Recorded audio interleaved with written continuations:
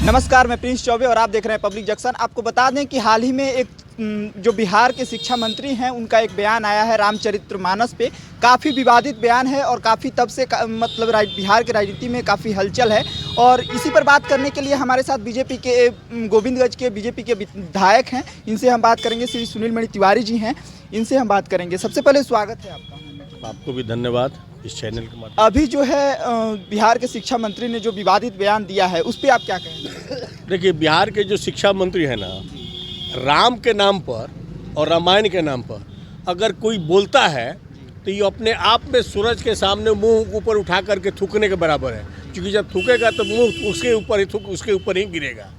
ये तो मैंने धर्म के नाम पर ये पागलपन उसकी है। उसको तो कांके जाना चाहिए, पागल हॉस्पिटल में जाना चाहिए। और जिस पार्टी में उस पार्टी के लोग उसको निकाल देना चाहिए। और ये पलटू राम अगर मुख्यमंत्री है, ऐसे मंत्री को अविलंब बर्खास्त करना चाहिए। जो राम का नहीं वह किसी काम का नहीं। मतलब आपका कहना है कि जो राम का नहीं वो किसी काम का किसी काम का नहीं। जो बिहार के जो शिक्षा अभी नीति है, काफ़ी बिहार की शिक्षा व्यवस्था अभी जर्जर है, उस पर ना बात करके उलूल जुलूल बातें आखिर वो क्यों कर रहे हैं? उलझ जुलझ कुछ काम नहीं है कोई।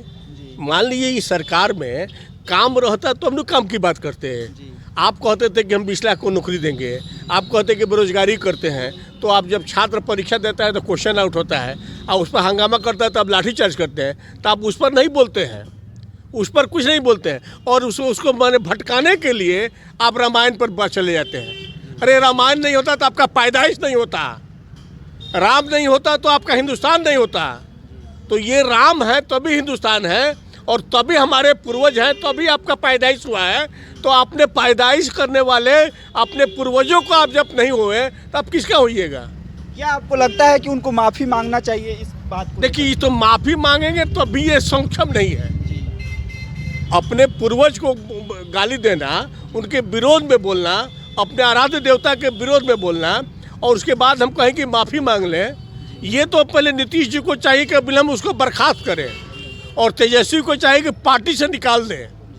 ऐसे लोग रहेंगे तो उनका क्षति होगा, उनका हानि होगा। माफ़ी मांगने के लिए तो लोग अंतिम कड़ी है कि लोग माफ़ी मांग लेगा। उन्हें पार्टी से निकाल देना, एकदम निकाल देना चाहिए और मंत्री पद से अविलंब बर्खास्त करना चाहिए। यह मेरी मांग है। कुछ आवाज़ उठा रहे हैं? हम लोग एकदम उठा रहे हैं। हमारी पार्टी, हम लोग सड़क से सदन तक उनका विरोध करेंगे। अगर नहीं हटाते हैं तो हम लोग सदन इसी मुद्दा पर फिर चलने नहीं देंगे। हम लोग एकदम बर्खास्त करने के लिए मांग करेंगे, उनको निकालने के लिए मांग करेंगे। एकदम हम लोग आवाज़ उठाएंगे सड़क से सदन तक। आज हम सड़क पर बैठ कर आवाज़ उठाते हैं, कल सदन में आवाज़ उठाएंगे, हमारा आवाज़ उठेगा।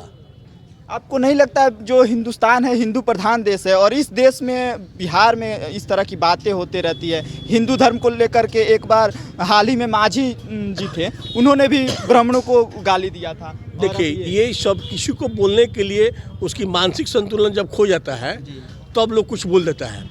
अरे माई अगर पैदा की है तो इस्लाम के बारे में तो बोल के देख ले, उसके विरोध में बोल करके देख लें, तो उसमें तो नहीं बोले जाएगा, नहीं निकलेगा। कोई धर्म को लोग टारगेट नहीं करते हैं, बस हिंदू धर्म का टारगेट करते हैं। क्योंकि दूसरे धर्म का तो बोल कर तो देख ले, आपका जीना मुश्किल लोग कर देगा। आखिर वो दूसरे धर्म को बोले होते तो अब तक क्या हो गया होता? अब तक तो उनके लोग घर पर जा करके घर तोड़ दिया रहता और उनको समाप्त कर दिया रहता। हम लोग चूँकि सहन शक्ति रखते हैं, हम लोग सबका साथ, सबका सम्मान और सबका विकास करते हैं, इस नाते हम आदमी को चेता दे रहे हैं, बोल रहे हैं। और ये बात जान लीजिए, आपके माध्यम से, आपके चैनल के माध्यम से कहते हैं, जो राम का नहीं वो किसी काम का नहीं। भविष्य में वो कहीं लायक नहीं रहेंगे। भविष्य में चंद्रशेखर जी कहीं लायक नहीं रहेंगे।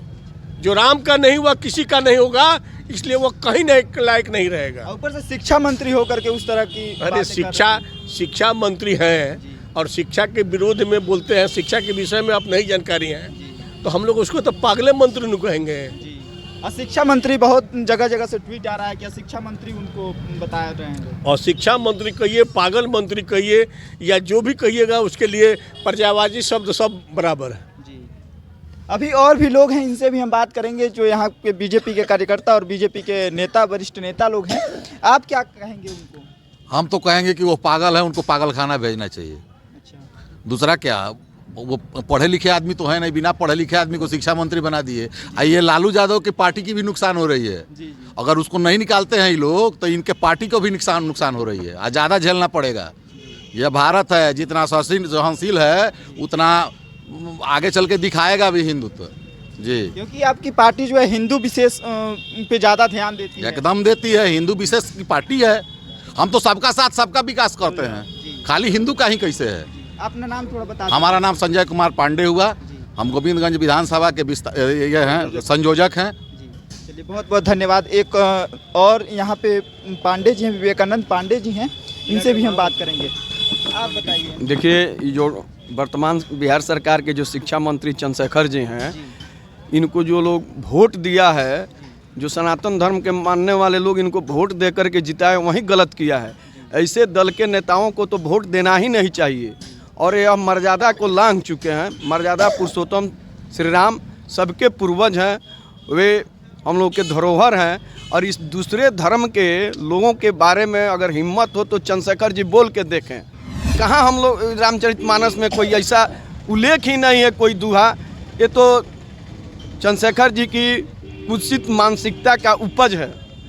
इस प्रकार का बात नहीं होना चाहिए। हम लोग इसके लिए आंदोलन करेंगे जब तक कि अपने पद से इस्तीफा नहीं दे देते हैं। बहुत बहुत धन्यवाद आपका। तो जैसे कि आप लोगों ने देखा कि किस तरह से चंद्रशेखर जी का जो बयान है उस पे लोग बता रहे हैं कि वो पागल हैं। कोई उन्हें शिक्षा मंत्री कह रहा है तो कोई उन्हें तरह तरह की बातें बोल करके उनको ट्रोल कर रहा है। और आगे भी आप अपडेट देते रहेंगे, बने रहिए हमारे साथ। धन्यवाद। मैं प्रिंस चौबे और आप देख रहे हैं पब्लिक जंक्शन।